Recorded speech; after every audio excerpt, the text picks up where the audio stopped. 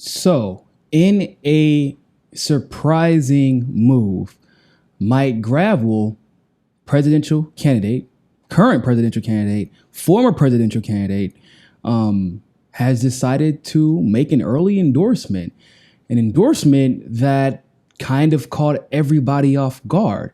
If you have not seen it, here we interviewed Mike Gravel, and he shared a plethora of information, not only about his positions, but about his past, which we'll get into a little bit.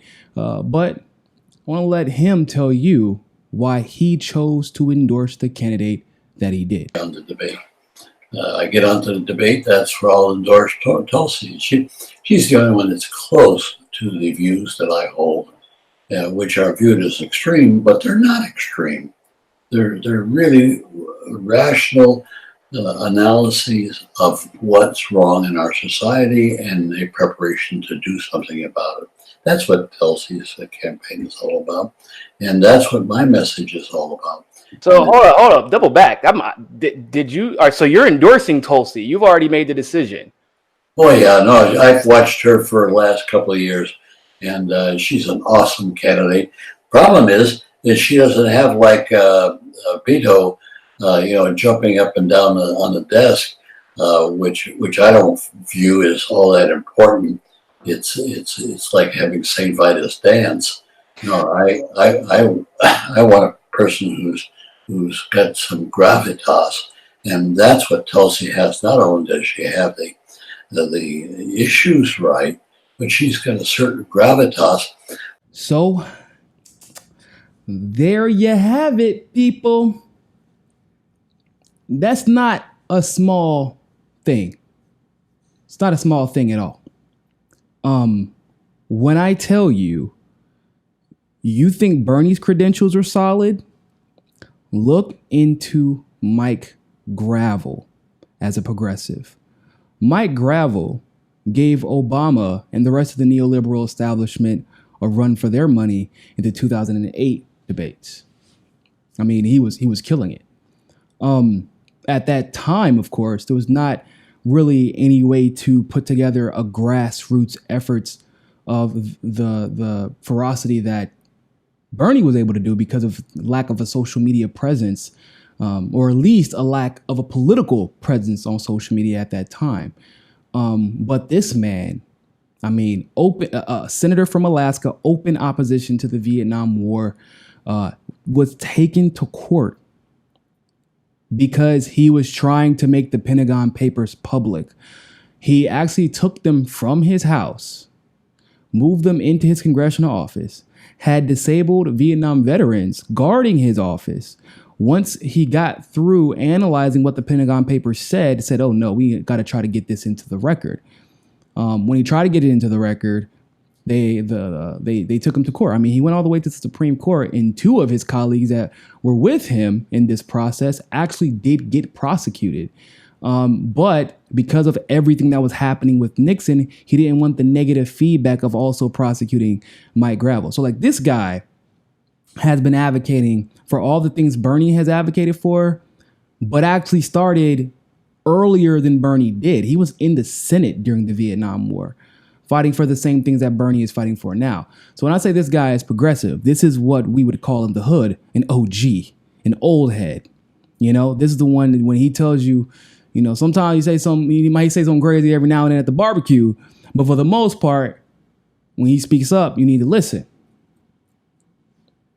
This is the guy that endorsed Tulsi and has even said, you need to get me on the debate stage so I can use my clout, my progressive clout, my experience, my history, not only with this government, but with these corrupt intelligence agencies as well, to say there is no one on this stage that understands the situation that we are in as a country better than Tulsi Gabbard. That's a big deal, considering that we have seen a litany of misinformation, claims that Tulsi Gabbard isn't progressive, that she's never been progressive, Even some claims that she's like basically a Republican, which once again totally contradicts the fact that she was at one point before she became a progressive, she was the darling of the Democratic Party, vice chairwoman of the Democratic National Committee, spoke at the National Convention in 2012, and was being propped up to be the president after Tulsi Gabbard, after Hillary Clinton, who never got to take the oath of the Oval Office, but she was supposed to be the president after Hillary Clinton finished up. That was it. But she changed her mind. And in the way that Tulsi changed her mind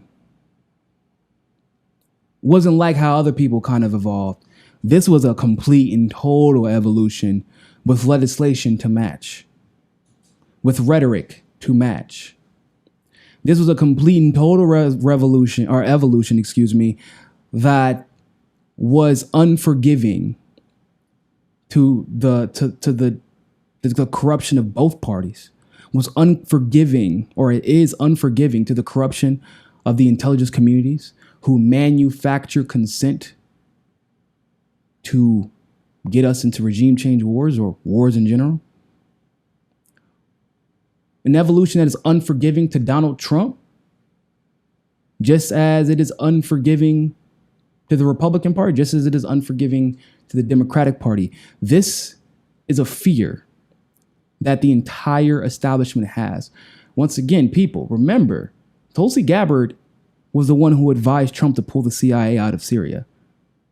After that, she was never allowed back into the Oval Office.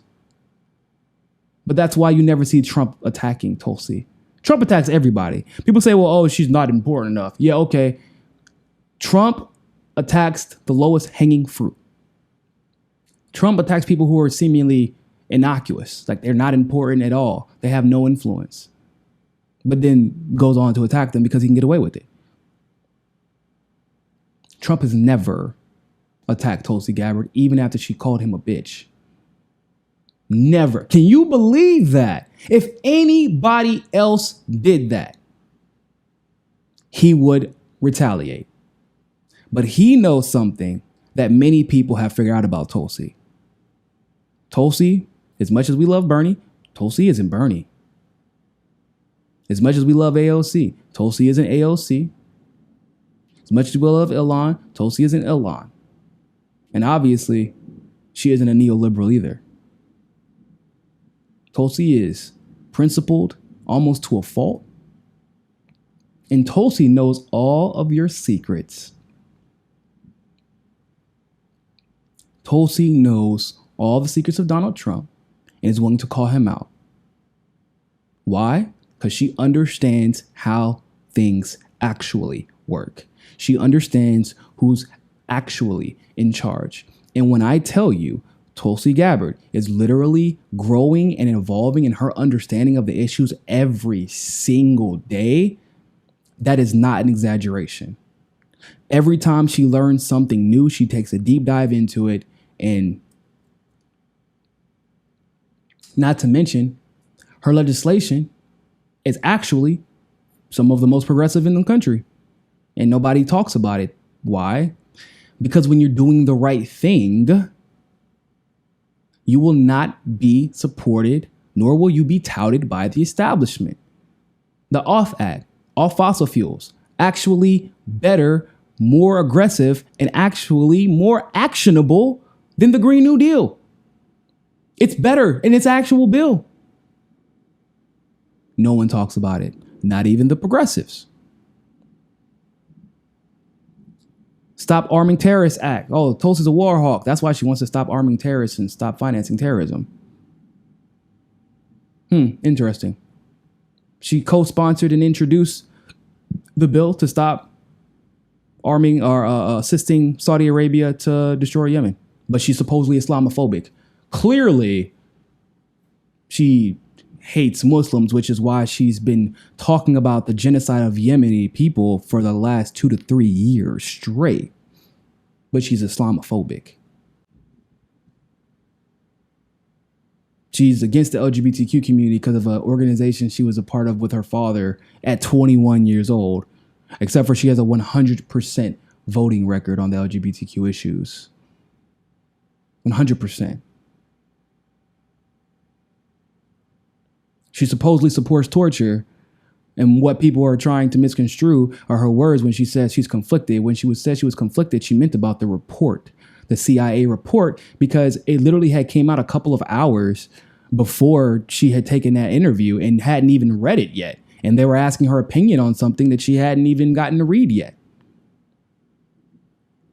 But she's voted consistently to completely and totally end torture in the U.S.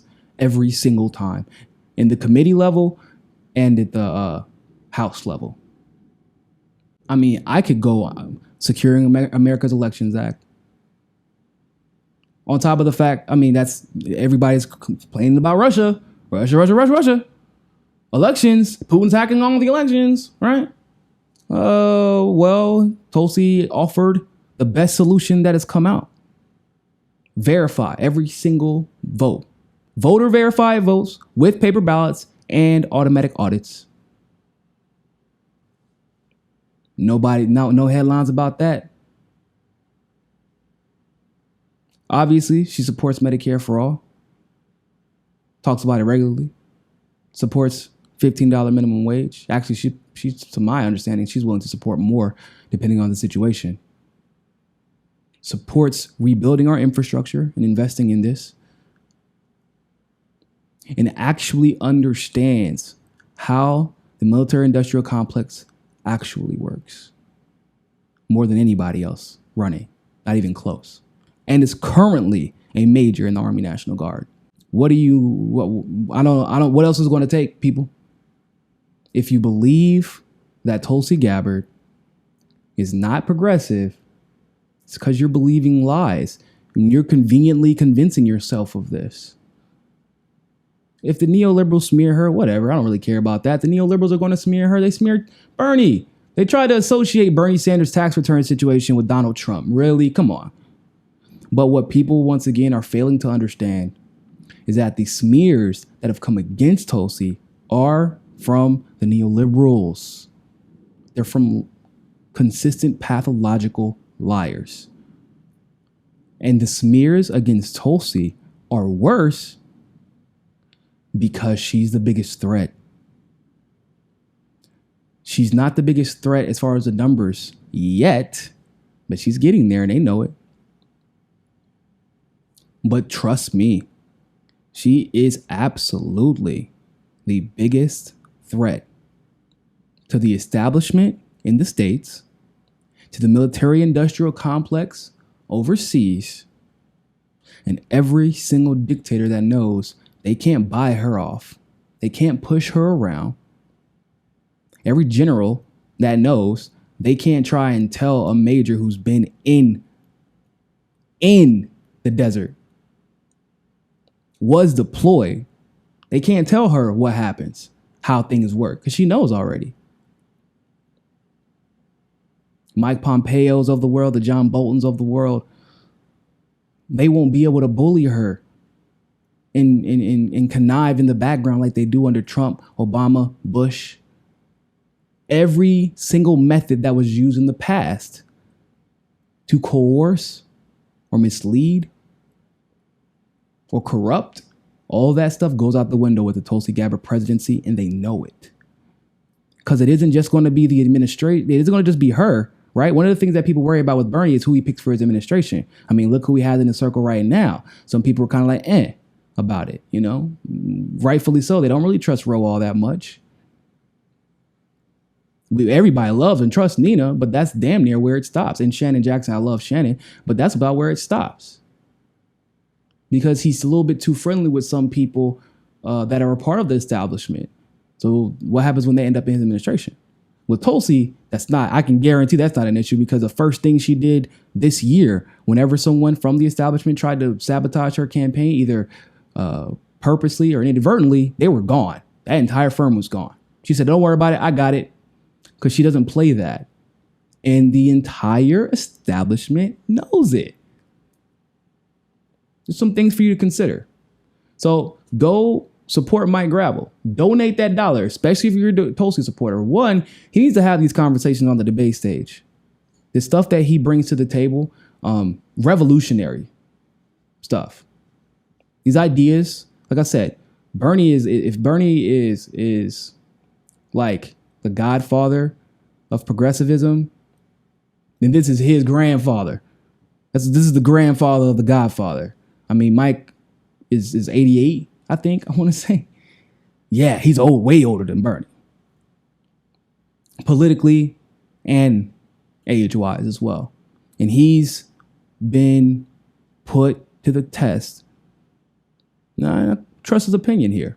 Thanks for watching that segment of Mika Says Sukasa. Don't forget to join us on Roku and catch our Roku exclusives. Also, help us reach our goal of 500 patrons on Patreon. You can also follow us on Twitter, Facebook, and JustNForm.com.